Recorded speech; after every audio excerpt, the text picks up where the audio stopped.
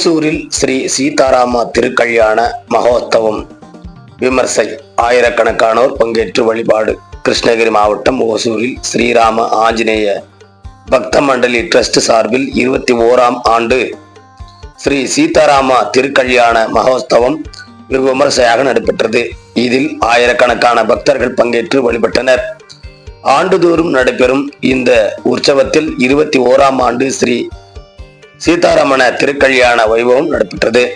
2 நாட்கள் நடைபெற்ற இந்த வைபவத்தில் விக்னேஸ்வர பூஜையுடன் துவங்கிய ஸ்ரீ ஹனுமான் சாலிசா, தோடைய மங்களம், குரு பிரார்த்தனைகள், சாது அபங்கம், அஷ்டபதி ஆகியவைகளுடன் குழந்தைகளின் நாம சங்கீர்த்தனம் நிகழ்ச்சியும் நடைபெற்றது.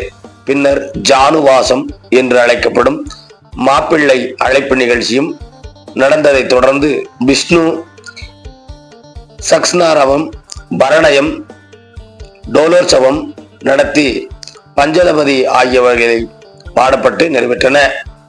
மகோத்சவத்தின் முக்கிய நாளான திருக்கல்யாண வைபவமானது காலை வேத மந்திரங்களுடன் தொடங்கி உற்சவபதி உள்ளிட்ட இந்த இந்து சமுதாயப்படி திருமண நிகழ்ச்சிகள் நடைபெற்றன.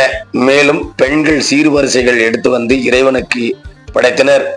தொடர்ந்து குழந்தைகள் முதல் பெரியவர்கள் வரை நடனம் ஆடியபடி பஜனை பாடல்கள் உள்ளிட்ட பல்வேறு இந்து சாஸ்திராய சடங்குகளை பக்தியுடன் நிறைவேற்றினர். இதில் சிறியவர்கள், பெண்கள், பெரியவர்கள் என அனைவரும் பங்கேற்று முத்துக்குத்தல் என்ற நிகழ்ச்சியில் அக்ஷாதைகளை சமர்ப்பித்து உலக்கை கொண்டு இடிப்பது போலவே சுற்றி நடனம் ஆடி பாடல்கள் பாடியது அனைவரையும் வெகுவாக கவர்ந்தது.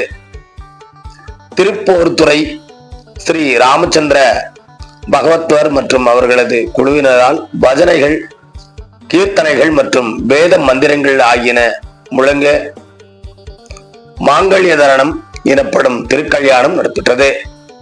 அதே போன்று பூஜைகள் செய்து வழிபட்ட திருமாங்கல்ய நாணை ஸ்ரீ ராமர் ஸ்ரீ சீதையின் கழுத்தில் கட்டும் திருக்காட்சியினை தத்ரூபமாக பக்தி பரவசத்துடன் நிகழ்த்தினார்கள்.